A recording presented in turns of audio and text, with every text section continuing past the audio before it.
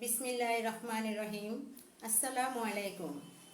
Online ক্লাসে আমি জান্নাতুল ফেরদৌসী, প্রভাষক পদার্থবিজ্ঞান বিভাগ, চাপরাশিহাট ইসমাইল ডিগ্রি কলেজ।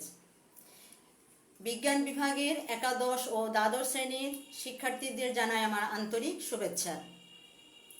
আজকে আমরা যে চ্যাপ্টার নিয়ে আলোচনা করব, এই চ্যাপ্টারটি হচ্ছে ভেক্টর। তাহলে আমাদের আলোচ্য বিষয়বস্তু হচ্ছে ভেক্টর। তাহলে আমাদের প্রথম জানতে হবে ভেক্টরের সংজ্ঞা। ভেক্টর কাকে বলে? ভেক্টর হচ্ছে এক প্রকারের ভৌত রাশি। তাহলে রাশি কাকে বলে? রাশি হচ্ছে যা পরিমাপযোগ্য, অর্থাৎ যা পরিমাপ করা হয় তাকে আমরা রাশি বলি। রাশি দুই প্রকার, স্কেলার রাশি এবং ভেক্টর রাশি। স্কেলার রাশি হচ্ছে যার মান আছে কিন্তু দিক নির্দেশের প্রয়োজন নেই, তাকে বলা হয় স্কেলার রাশি। আর যার মান ও দিক উভয় আছে তাকে আমরা বলবো ভেক্টর রাশি। তাহলে আমাদের আলোচ্য বিষয়বস্তু ভেক্টর। এখন আমরা ভেক্টর সম্পর্কে তাহলে জানবো যে ভেক্টর কাকে বলে। যে ভৌত রাশির মান এবং দিক উভয় আছে তাকে বলা হয় ভেক্টর রাশি। তাহলে এখন দেখো, তাহলে রাশি দুই প্রকার, স্কেলার রাশি, ভেক্টর রাশি। স্কেলার রাশি হচ্ছে যার মান আছে, দিক নির্দেশের প্রয়োজন নেই, তাকে আমরা স্কেলার রাশি বলবো। ভেক্টর রাশি মান ও দিক উভয়ের প্রয়োজন, তাকে আমরা ভেক্টর রাশি বলবো। তাহলে এই ভেক্টর নিয়ে এখন আমরা আলোচনা করব। ভেক্টরকে কতগুলো চিহ্ন দ্বারা চিহ্নিত করা হয়, যেমন তোমার তীর চিহ্ন দ্বারা, অর্ধেক তীর চিহ্ন, অক্ষরের উপরে মোটা দাগ, অক্ষরের নিচে দাগ এবং টুপি চিহ্ন। এই পাঁচটি চিহ্ন দ্বারা ভেক্টর রাশিকে চিহ্নিত করা হয়। এখন এই ভেক্টরের অনেকগুলো তোমার ক্ষেত্র আছে, যেমন বিভিন্ন ভেক্টর আমরা আলোচনা করতে পারি। যেমন প্রথম হচ্ছে একক ভেক্টর। একক ভেক্টর কাকে বলে? যে ভেক্টরের মান এক একক তাকে বলা হয় একক ভেক্টর। অর্থাৎ কোনো ভেক্টর রাশিকে তার মান দ্বারা যদি আমরা ভাগ করি তাহলে একক ভেক্টর পাওয়া যায়। একে তোমার টুপি চিহ্ন দ্বারা প্রকাশ করা হয়। যেমন এখানে দেখো একক ভেক্টর আছে পি কিউ, একটা এ ভেক্টর একক ভেক্টর আছে। এর একক ভেক্টর হচ্ছে এ ইকুয়াল টু এ ভেক্টরকে তার মান দিয়ে ভাগ করলে আমরা একক ভেক্টর এ পাচ্ছি। একে আই এন এবং ছোট হাতের এ দিয়ে প্রকাশ করা হয়। তারপর হচ্ছে অবস্থান ভেক্টর। প্রসঙ্গ কাঠামো মূলবিন্দু সাপেক্ষে কোনো বস্তুর অবস্থানকে যে তোমার ভেক্টর রাশি দ্বারা প্রকাশ করা হয় তাকে আমরা বলবো অবস্থান ভেক্টর। যেমন চিত্রে দেখো, এখানে একটা দ্বিমাত্রিক প্রসঙ্গ কাঠামো আছে। মূলবিন্দু হচ্ছে ও এক্স এবং ও ওয়াই হচ্ছে তোমার দুটি মাত্রা, প্রসঙ্গ কাঠামোর দুটি মাত্রা। তাহলে এখন পি বিন্দু এই দ্বিমাত্রিক প্রসঙ্গ কাঠামোতে অবস্থান করছে। এখন আমরা পি বিন্দুকে যদি আমরা প্রকাশ করতে চাই তাহলে আমরা ওপি ভেক্টর রাশি দ্বারা প্রকাশ করব। যে পি বিন্দু কোথায় আছে দ্বিমাত্রিক প্রসঙ্গ কাঠামোতে, পি বিন্দু হচ্ছে ওপি ভেক্টর, অর্থাৎ ওপিটাই তার অবস্থান ভেক্টর। একে ব্যাসার্ধ ভেক্টর বলে, অর্থাৎ আর দ্বারা প্রকাশ করা হয়। তাহলে এখন আমরা দুটি একক ভেক্টর এবং অবস্থান ভেক্টর সম্পর্কে জানলাম। আরো অনেক ধরনের ভেক্টর আছে, যেমন দেখো বিপ্রতীপ ভেক্টর। এখানে চিত্রে দেওয়া আছে এ একটা ভেক্টর, দিক হচ্ছে তোমার ডান দিকে এবং বি একটা ভেক্টর তোমার দিক হচ্ছে বাম দিকে। তাহলে দুটি ভেক্টর রাশি যখন দুই দিকে বিপরীতমুখী থাকবে তখন সেটাকে আমরা বলবো বিপ্রতীপ ভেক্টর। তাহলে বিপ্রতীপ ভেক্টর যেমন এ ভেক্টরের মান যদি 5i হয়, বি ভেক্টরের মান হবে 1/5 আই ভেক্টর। তাহলে এটা হচ্ছে বিপ্রতীপ ভেক্টর। তারপর সমরেখ ভেক্টর। সমরেখ ভেক্টর হচ্ছে একই রেখায় বা কতগুলো সমান্তরাল ভেক্টর রাশিকে বলা হয় তোমার কি সমরেখ ভেক্টর। তাহলে আমরা অনেক ভেক্টর সম্পর্কে জানলাম। এখন এই ভেক্টরের বিশেষ আরো কতগুলো সূত্র আছে, যেমন সাধারণ সূত্র, ত্রিভুজ সূত্র, বহুভুজ সূত্র, সামান্তরিক সূত্র, উপাংশ সূত্র। তাহলে প্রথমে আসা যাক যে সাধারণ সূত্রটা কাকে বলে। যে সাধারণ সূত্র হচ্ছে চিত্রের সাহায্যে আমি দেখিয়েছি যে এবি বরাবর একটা পি ভেক্টর এবং বিসি বরাবর একটা বি ভেক্টর আছে। এখন এই প্রথম ভেক্টরের আদি বিন্দু এবং দ্বিতীয় ভেক্টরের শীর্ষবিন্দু যোগ করলে যে ভেক্টর রাশি পাওয়া যায় সেটা হচ্ছে ওই দুটি ভেক্টরের যোগফলের সমান, অর্থাৎ তোমার লব্ধি ভেক্টর। অর্থাৎ এবি বরাবর যদি পি ভেক্টর হয়, বিসি বরাবর যদি তোমার কিউ ভেক্টর হয়, তাহলে আমরা এসি বরাবর লব্ধি R vector R equal to P plus Q. তাহলে আমাদের এখানে সাধারণ সূত্র ভেক্টরের যেটা আছে সেটা হচ্ছে যে দুটি ভেক্টরের যোগফলের সমান হচ্ছে লব্ধি ভেক্টর, অর্থাৎ দুটি ভেক্টরের প্রথম ভেক্টরের আদিবিন্দু এবং দ্বিতীয় ভেক্টরের শীর্ষবিন্দু যোগ করলে যে রাশিটা পাওয়া যায় সেটা হচ্ছে লব্ধি ভেক্টর। তাহলে এখন লব্ধি ভেক্টরকে আমরা বড় হাতের আর দ্বারা প্রকাশ করি, R equal to P plus Q. তারপরে হচ্ছে ভেক্টরের ত্রিভুজ সূত্র। ভেক্টরের ত্রিভুজ সূত্র দেখো, এখানে এ বি বরাবর একটা ভেক্টর রাশি, বিসি বরাবর একটা ভেক্টর রাশি, একটা ত্রিভুজের দুইটি সন্নিহিত বাহু।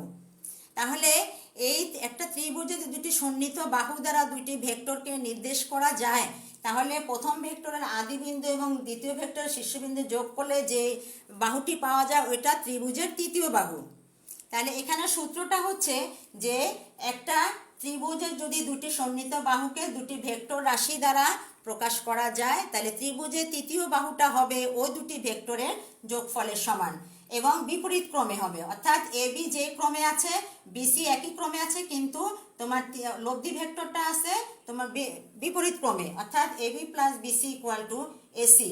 তাহলে এখন আমরা লিখতে পারি A B plus BC equal to, যদি একই ক্রমে হয় তাহলে মাইনাস সি এ, তাহলে A B plus BC plus C equal to 0। অর্থাৎ ত্রিভুজের একটা ত্রিভুজের তিনটা বাহু যদি তিনটা ভেক্টরকে নির্দেশ করে তাহলে উহাদের যোগফল 0। তাহলে এখন আমরা সাধারণ সূত্র ত্রিভুজ সূত্র সম্পর্কে জানলাম ভেক্টরের। এরপরে আছে ভেক্টরের সামান্তরিক সূত্র। এখন দেখো একটা চিত্রে আমি একটা সামান্তরিক এঁকেছি। সামান্তরিক কাকে বলে? যে চতুর্ভুজের বিপরীত বাহুগুলি সমান এবং সমান্তরাল তাকে সামান্তরিক বলে। তাহলে এখন এখানে ও এ বি সি একটি সামান্তরিক। এই সামান্তরিকের তোমার ও এ বরাবর পি ভেক্টর এবং এ বি বরাবর কিউ ভেক্টর, অর্থাৎ যেহেতু এ বি এর সমান্তরাল ও সি ভেক্টর, কাজে আমরা ও সি সমান কিউ ভেক্টর ধরতে পারি। তাহলে পি এবং কিউ এর তোমার মধ্যবর্তী কোণ আলফা, এবং পি ভেক্টর এবং লব্ধি আর ভেক্টরের মধ্যবর্তী কোণ হচ্ছে থিটা। তাহলে এখন এই সামান্তরিকের সূত্রটা কি? যদি একটি সামান্তরিকের তোমার কৌণিক কোনো বিন্দুতে অঙ্কিত দুটি ভেক্টর সন্নিহিত বাহু দ্বারা দুটি ভেক্টরকে নির্দেশ করা যায়, তাহলে ওই ভেক্টর রাশি দুটি লব্ধি ভেক্টর হবে সামান্তরিকের কর্ণ। তাহলে এখন দেখো এখানে সামান্তরিকের দুটি বাহু হচ্ছে ও এ বরাবর পি ভেক্টর, ও সি বরাবর কিউ ভেক্টর। তাহলে এদের সামান্তরিকের কর্ণ ও বি বরাবর হচ্ছে লব্ধি ভেক্টর আর। এখন আমরা এই লব্ধি ভেক্টর আর এর মান এবং দিক নির্ণয় করব। তাহলে লব্ধি ভেক্টরের মান তোমার নির্ণয় করতে গেলে প্রথম আমরা লিখব যে এ ও সি সমান বি এন এ এন কোণ সমান আলফা, অর্থাৎ তোমার এ ও সি কোণ সমান্তরাল আমরা যদি এ বি এর সমান আঁকি, তাহলে এখানে বি এ এন কোণ সমান হচ্ছে আলফা, যেহেতু আমরা পি এবং কিউর মধ্যবর্তী কোণ আলফা ধরেছি। এবং বি বিন্দু হতে ও এন রেখার উপরে বি এন লম্ব অঙ্কন করি। তাহলে লম্ব অঙ্কন করলে এখানে তোমার ও এন বি সমান 90 ডিগ্রি, অর্থাৎ সমকোণ। তাহলে ও বি এ এন হচ্ছে সমকোণী ত্রিভুজ। এখন এই সমকোণী ত্রিভুজের আমরা লিখতে পারি O B square equal to O N square plus B N square. এটা যদি তোমার সমকোণ হয় 90 ডিগ্রি হয়, তাহলে ও বি এন এর ও বি হচ্ছে অতিভুজ। এখন আমরা এটা পিথাগোরাসের সূত্র থেকে আমরা লিখতে পারি যে O B square equal to তোমার O N square plus B N square, অর্থাৎ অতিভুজের উপর স্কোয়ার ইকুয়াল টু ভূমির উপর স্কোয়ার প্লাস লম্বর উপর স্কোয়ার। তাহলে O N square plus B N square. O N সমান আবার দেখো O A plus A N, O A plus A N whole square plus B N square. এখন এটাকে আমরা এ প্লাস বি হোল স্কোয়ারের সূত্র লিখতে পারি ও square plus 2 A B plus B square. তাহলে এখন আমরা এই ও বি স্কোয়ার সমান পাইলাম ও স্কোয়ার প্লাস 2 ও A N plus N square plus B N square. এটা তোমার 1 নং সমীকরণ আমরা চিহ্নিত করলাম। এখন এ বি এন ত্রিভুজে এই ত্রিভুজ থেকে আমরা এই কোণের সাইন আলফা সমান কি লিখতে পারি? লম্ব বাই অতিভুজ। অর্থাৎ আমরা জানি যে সমকোণী ত্রিভুজের সাইন থিটা সমান হচ্ছে লম্ব বাই অতিভুজ। এখানে লম্ব হচ্ছে বি এন, অতিভুজ হচ্ছে এ বি এন সমকোণী ত্রিভুজে। এখন বি এন ইকুয়াল টু আবার আমাদের লেখা যায় যে এ বি সাইন আলফা। তাহলে এ বি সমান আমরা যেহেতু ও সি এর সমান্তরাল, তাহলে এটা কিউ ভেক্টর। এখানে আমরা এ বি সমান লিখতে cos alpha equal to A N by A B, অর্থাৎ এন ইকুয়াল টু হচ্ছে A B cos alpha, A B equal to হচ্ছে কিউ, তাহলে কিউ কজ আলফা। এখন আমরা এখান থেকে an সমান আমরা বের করে নিয়েছি এবং এখানে দেখো bn সমান আমরা কি লিখতে পারি ab sin আলফা। তাহলে bn সমান ab ইকুয়াল টু তোমার q ভেক্টর, তাহলে q sin আলফা। তাহলে bn সমান q sin আলফা এবং an সমান q cos আলফা আমরা নির্ণয় করলাম। এখন আমরা আমাদের 1 নং সমীকরণ থেকে আমরা পাই ab square equal to a square plus 2a an plus q square cos square alpha plus q square sin square alpha. এখন দেখো আমরা OA সমান আমরা ধরেছি এখানে p ভেক্টরের মান বসাইলাম। তাহলে OA সমান হচ্ছে p ভেক্টর এবং an সমান হচ্ছে তোমার q cos আলফা। এই যে এখান থেকে আমরা an সমান q cos আলফা বের করেছি। তাহলে an সমান 2a q square cos square alpha plus এখানে আবার তোমার কি হয় bn স্কয়ার, bn সমান আমরা কি বের করছি q sin আলফা। তাহলে q sin আলফা মান বসালে এখানে q square sin square alpha.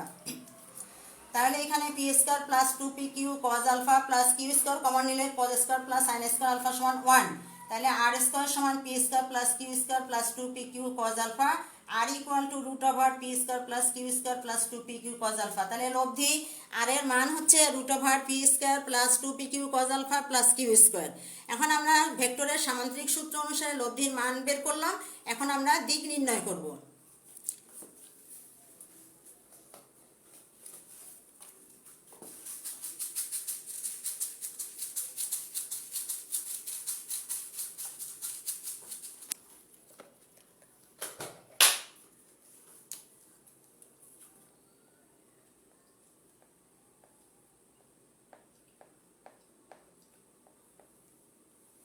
এখন লব্ধির দিক নির্ণয় করতে গেলে অর্থাৎ লব্ধি ভেক্টর তোমার যে কোনো ভেক্টরের সাথে কত ডিগ্রি কোণে আছে সেটাই হচ্ছে লব্ধির দিক।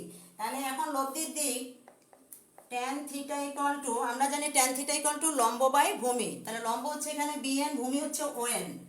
তাহলে bn বাই on,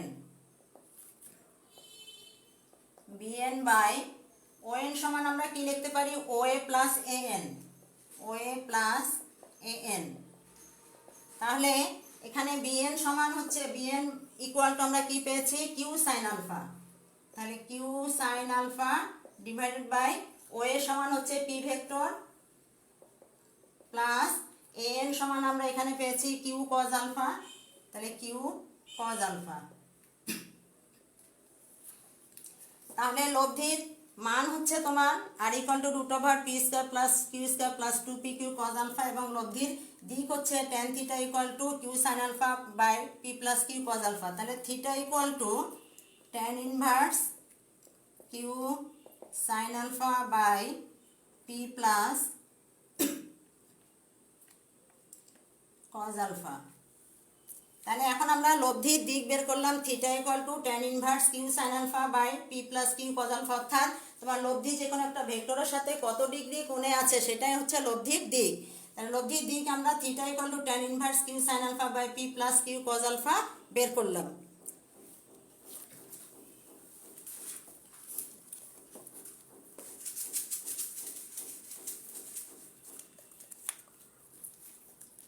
এখন লব্ধির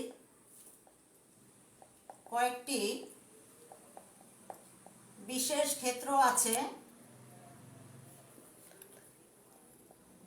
প্রথম হচ্ছে তোমার cos আলফা ইকুয়াল টু যদি 90 ডিগ্রি হয়, অর্থাৎ দুটি ভেক্টর রাশি যদি সমকোণে অবস্থান করে তাহলে r equal to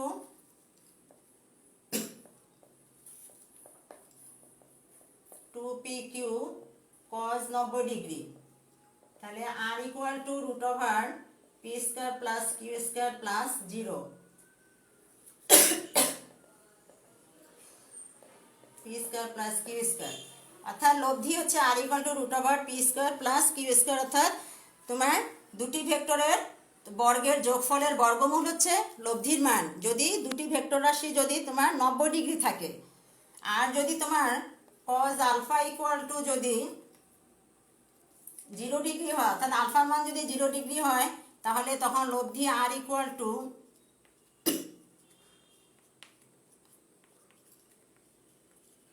cos alpha, তাহলে p square plus q square cos 0 ডিগ্রির মান 1, এখানে plus 2pq, p P plus Q whole square. তাহলে পি প্লাস কিউ অর্থাৎ দুটি ভেক্টর যদি তোমার একই সমতলে অবস্থান করে অর্থাৎ কজ আলফার মান যদি 0 ডিগ্রি হয়, লব্ধির মান আর ইকুয়াল টু দুটি ভেক্টরের যোগফলের সমান। তাহলে আজকে আমাদের এ পর্যন্তই। আগামী ক্লাসের আমন্ত্রণ জানিয়ে শেষ করছি। আল্লাহ হাফেজ।